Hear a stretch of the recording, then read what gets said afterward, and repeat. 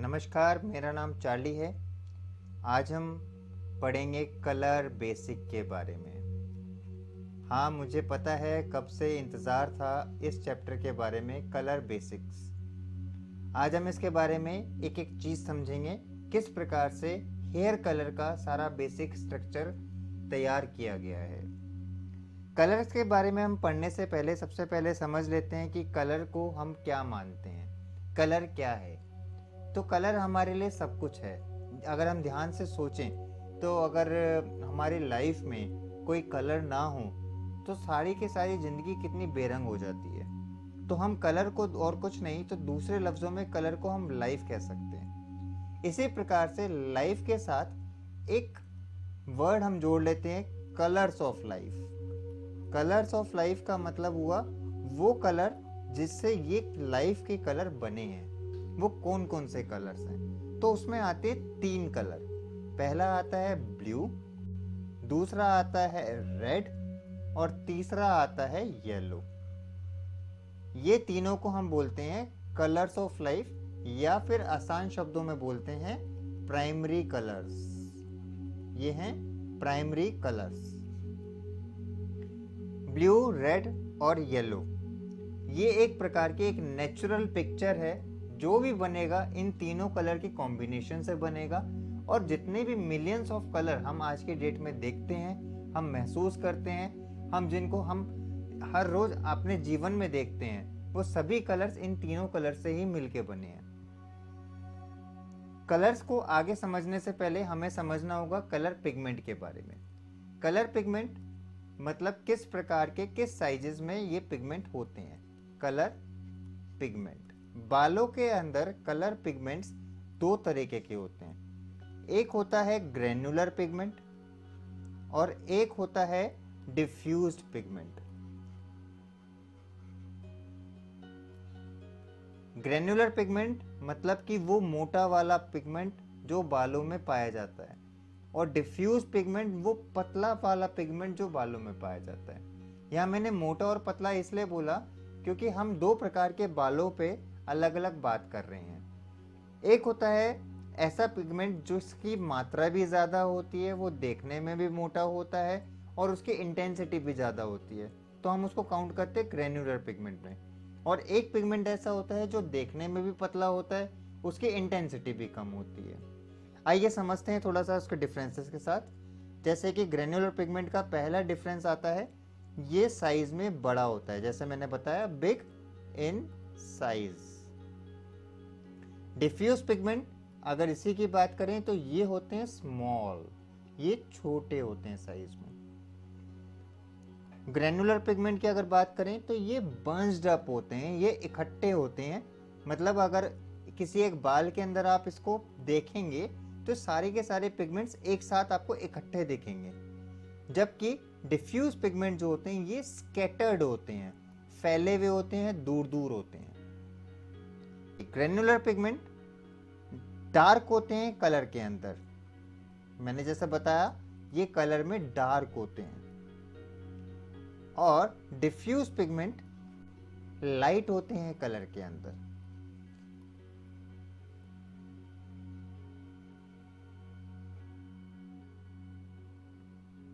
Granular pigment coarse होते हैं, thick होते हैं। अगर टेक्सचर वाइज अगर बात किया जाए तो ये थिक होते हैं, मोटे होते हैं। और डिफ्यूज पिगमेंट अगर बात करें तो ये फाइन होते हैं, पतले होते हैं। ग्रेनुलर पिगमेंट की अगर बात करें तो जहाँ पे भी हम ग्रेनुलर पिगमेंट्स को देखते हैं, जिस बाल में भी हम महसूस करेंगे कि ग्रेनुलर पिगमेंट है, वहाँ पर ज़्यादा ब्लू पिगमेंट ज़्यादा होगा, मतलब मोर ब्लू, मोर रेड और मोर येलो, सारे ही पिगमेंट हमें ज़्यादा देखने को मिलेंगे।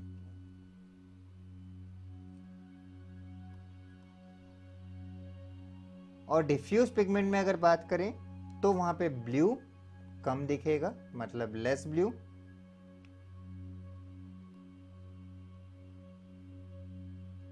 Less red but more yellow, yellow उसमें ज़्यादा देखने को मिलता है। एक बार हम फिर से समझ लेते हैं। सॉरी मेरी राइटिंग बहुत गंदी है, बट आप समझ पाएंगे। Granular pigment big in size, बड़े होते हैं साइज में। डिफ्यूज पिगमेंट स्मॉल होते हैं। ग्रेन्युलर पिगमेंट बंस्ड अप होते हैं, इकट्ठे होते हैं। डिफ्यूज पिगमेंट स्कैटर्ड होते हैं। Granular pigment dark in colour, colour में डार्क होते हैं। Diffuse pigment light in colour. Granular pigment coarse होते हैं, मोटे होते हैं। डिफ्यूज पिगमेंट फाइन, पतले होते हैं। ग्रेन्युलर पिगमेंट्स ज़्यादा ब्लू, ज़्यादा रेड, ज़्यादा येलो। जब भी हम ग्रेन्युलर पिगमेंट्स को एक साथ देखेंगे तो वहाँ सब कुछ ज़्यादा दिखेगा। पर डिफ्यूज पिगमेंट हम जहाँ पे देखेंगे वहाँ पे less blue, less red, but more yellow, yellow हमें ज़्यादा दिखेगा। तो ये हुआ कलर पिगमेंट्स के बारे में। नेक्स्ट टॉपिक, बेस कलर्स, जिसको हम लेवल्स ऑफ कलर्स भी कहते हैं। बेस कलर्स, बेस कलर का मतलब होता है अलग अलग लेवल पे बाल का कलर क्या है।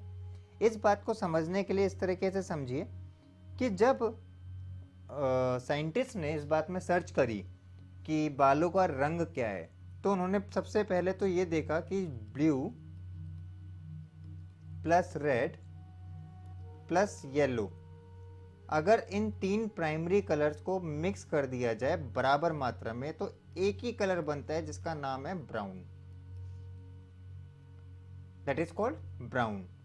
बस इस ब्राउन की इंटेंसिटी के अलग अलग लेवल बने। किसी एक जगह पे देखा तो वो बहुत ही ज़्यादा डार्क ब्राउन था जिसको कहा गया ब्लैक, और किसी जगह पे वो बहुत ही ज़्यादा लाइटर शेड था जिसको कहा गया ब्लॉन्ड। जितना ज़्यादा लाइटर शेड होगा वो कहलाएगा ब्लॉन्ड शेड्स में, जितना ज़्यादा डार्क शेड होगा वो कहलाएगा ब्राउन शेड्स या ब्लैक शेड्स में। तो अब समझते हैं लेवल्स को उसके अलग अलग नंबर के हिसाब से।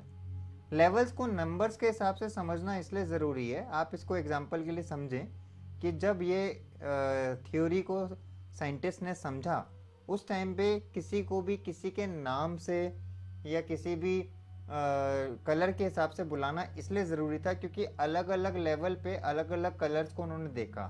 कुल मिला के उन्होंने देखा तो 10 लेवल पे अलग अलग कलर थे, जिसमें सबसे पहले नंबर पे जब उन्होंने देखा जो बिल्कुल डार्क वाला लेवल था, तो वहाँ पे जो कलर आया उसका नाम था ब्लैक। ये बिल्कुल ब्राउन की कैटेगरी का लास्ट डार्केस्ट कलर था। उसके बाद उन्होंने देखा दूसरे नंबर पे जो कलर आया उसका नाम था डार्केस्ट ब्राउन, डार्केस्ट ब्राउन। तीसरे नंबर पे डार्क ब्राउन, डार्क ब्राउन। चौथे नंबर पे जो कलर आया उसका नाम था ब्राउन। पांचवें नंबर पे जो कलर आया उसका नाम है लाइट ब्राउन।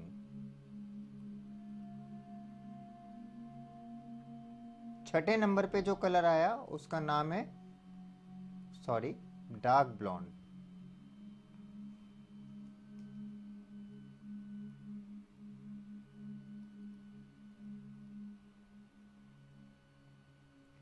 सातवें नंबर पे जो कलर आया उसका नाम है ब्लॉन्ड।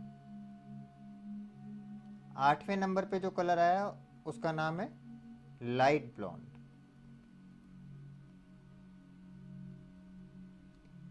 नाइन्थ नंबर पे जो कलर आया उसका नाम है वेरी लाइट ब्लॉन्ड।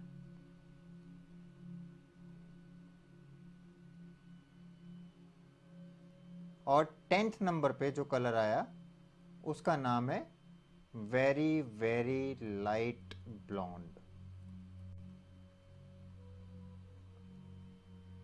अब आप समझिए कि अगर ये नाम और नंबर पहले से नहीं रखे जाते, ये क्लियरली नहीं रखे जाते, अगर किसी का बाल मान लीजिए 7 नंबर का ब्लॉन्ड हेयर है, 7 नंबर का ब्लॉन्ड हेयर, तो हम उसको किस तरीके से बुलाते, उसको हम किस प्रकार से पहचान पाते? क्योंकि एक साइंटिस्ट तो इंडिया में बैठे थे, एक साइंटिस्ट अमेरिका में बैठे थे, वो दोनों किस प्रकार से बात कर पाते? तो इन अलग अलग लेवल्स पे इन अलग अलग कलर्स को क्लासीफाई इसलिए किया गया ताकि इंटरनेशनली पूरी दुनिया के अंदर हम एक ही लैंग्वेज में कलर्स को समझ पाएं। तो इसी प्रकार से आपको भी ये समझना होगा और आपको इन बेसिक लेवल्स को, इन बेस कलर लेवल्स को याद करना होगा। 1 number black, 2 number darkest brown, 3 number dark brown, 4 number brown, 5 number light brown, 6 number dark blonde, 7 number blonde, 8 number light blonde, 9 number very light blonde और 10 number very very light blonde. ये आपको याद करना होगा, तभी आप आगे के बारे में, आगे के कलर के बारे में आप समझ पाएंगे। नेक्स्ट टॉपिक आता है नेचुरल लाइटनिंग।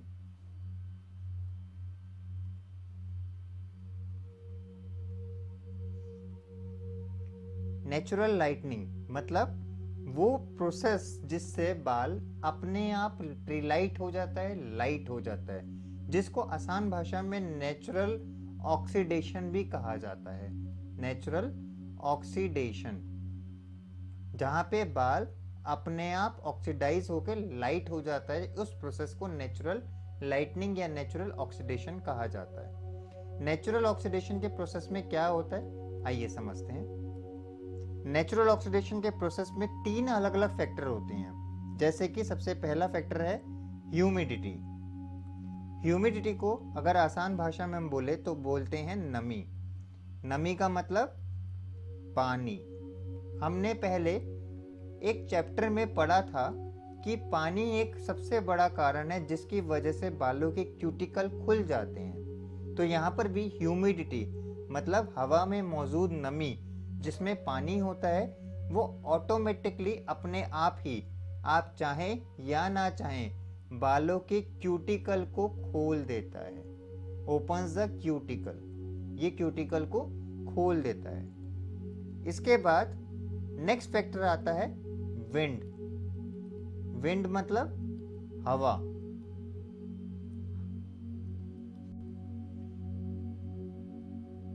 हवा में मौजूद है oxygen, O2।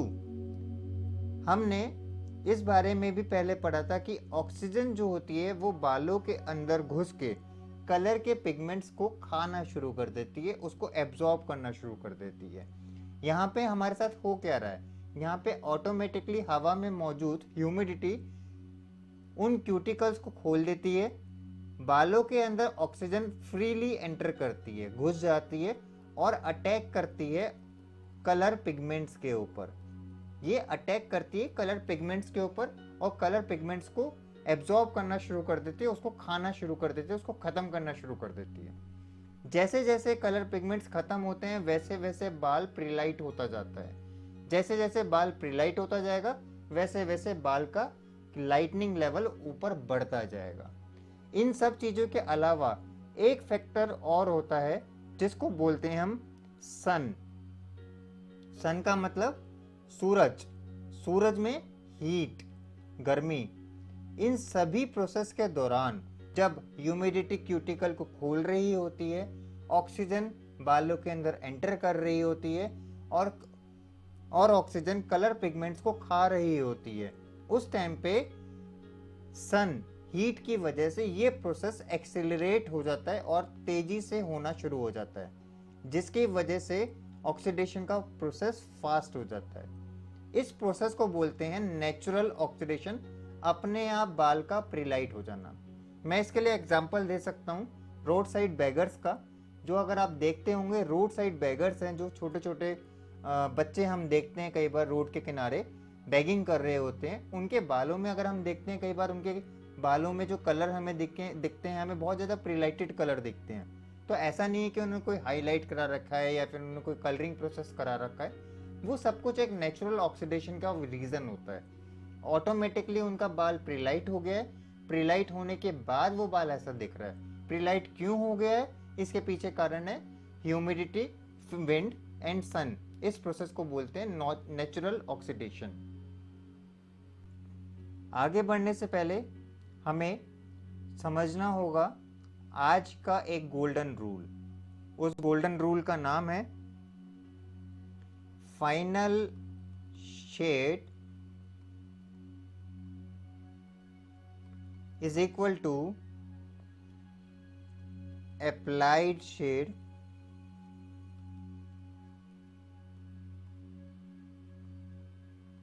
Plus undercoat.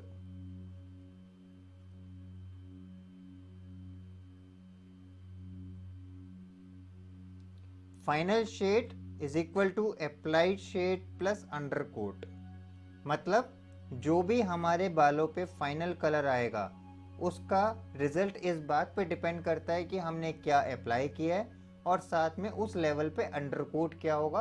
Undercoat का मतलब है प्री लाइटनिंग लेवल क्या होगा। अभी जिस तरीके से हमने समझा नेचुरल ऑक्सीडेशन को, नेचुरल लाइटनिंग को, उसी प्रकार से अब हम समझेंगे नेचुरल लाइटनिंग लेवल्स को। अब हम समझेंगे natural lightning levels. Natural lightning levels का मतलब होता है अपने आप मिलने वाले लाइटनिंग के लेवल, जिसको आसान भाषा में अंडरकोट्स भी कहा जाता है। अंडरकोट्स बालों के वो अंडरकोट्स जो हमें देखने को मिलते हैं जब भी हम बाल को प्रीलाइट करते हैं। जिस प्रकार से हमने अलग अलग तरीके के 10 लेवल देखे थे, 10 बेस लेवल देखे थे, उसी प्रकार से 10 अंडरकोट भी होते हैं। जैसे कि सबसे पहले जब भी हम बाल को प्रीलाइट करना शुरू करेंगे, हमें जो सबसे पहला अंडरकोट देखने को मिलता है उसे बोलते हैं रेड। ये रेड अंडरकोट इसलिए होता है क्योंकि वहां पे जो पिगमेंट सबसे पहले ब्लू, रेड और येलो, इन तीनों पिगमेंट में से ऑक्सीजन के अटैक के बाद जो सबसे पहले पिगमेंट गायब होता है वो है ब्लू पिगमेंट। जब ब्लू पिगमेंट गायब हो जाता है तो रेड पिगमेंट हमें डोमिनेंट होकर वही दिखता है, जिसे हम बोलते हैं रेड अंडरकोट।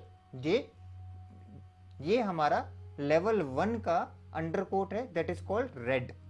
लेवल 2 पे, 3 पे और 4 पे, चारों पे एक ही हमारा अंडरकोट दिखता है जिसे हम बोलते हैं रेड। जैसे ही हम उसे थोड़ा सा और ऊपर लिफ्ट करते हैं तो लेवल 5 पे हमें जो अंडरकोट देखने को मिलता है वो है रेड ऑरेंज। नेक्स्ट आता है 6 नंबर डार्क ब्लॉन्ड लेवल पे। डार्क ब्लॉन्ड याद होगा, हमने अभी बेस लेवल में पढ़ा था। तो डार्क ब्लॉन्ड लेवल पे जो हमें अंडरकोट देखने को मिलता है उसका नाम है ऑरेंज। 7 नंबर पे जो हमें अंडरकोट देखने को मिलता है उसका नाम है येलो ऑरेंज। आप देखें यहाँ पे ध्यान से कि धीरे धीरे अब रेड भी यहाँ पे खत्म होता जा रहा है। पहले ब्लू पिगमेंट खत्म हुआ, उसके बाद यहाँ से रेड पिगमेंट खत्म हो गया, सिर्फ ऑरेंज बचा था, और अब यहाँ से रेड पिगमेंट भी खत्म हो गया, येलो ऑरेंज बचा। और आगे जाके 8वें नंबर पे, यहाँ पे 8वें नंबर के लेवल पे जो अंडरकोट हमें देखने को मिलता है वो है येलो, सिर्फ येलो, ऑरेंज भी नहीं दिखता। 9 नंबर पे हमें दिखता है पेल येलो, और 10 नंबर पे हमें दिखता है पेलेस्ट येलो।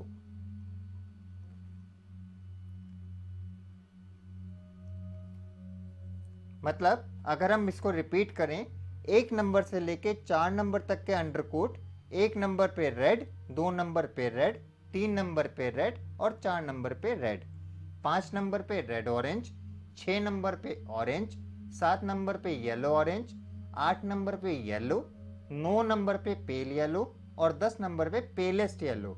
ये हमारे वो अंडरकोट हैं जो कि हमें लाइटनिंग करने के बाद बालों में दिखते हैं। अब आप एक बार फिर से जो अभी मैंने रूल बताया था, final result is equal to applied shade plus undercoat, अगर इस रूल पे फिर से दिमाग लगाएं तो आपको समझ में आ रहा होगा। अप्लाइड शेड, मान लीजिए किसी का बाल 4 नंबर का है, अभी खुद है, उसका नेचुरल बाल ही 4 नंबर का है, आपने वहां पे 5 नंबर की ट्यूब को अप्लाई किया, तो 5 नंबर की ट्यूब के साथ जो 5 नंबर का लेवल है अंडरकोट लेवल, जैसे कि 5 नंबर का रेड ऑरेंज, ये अंडरकोट भी साथ में उसमें दिखेगा, वो होगा आपका फाइनल रिजल्ट। तो आज के लिए इतना ही। इसके बारे में और आगे की जानकारी इसके नेक्स्ट पार्ट में जानेंगे। धन्यवाद।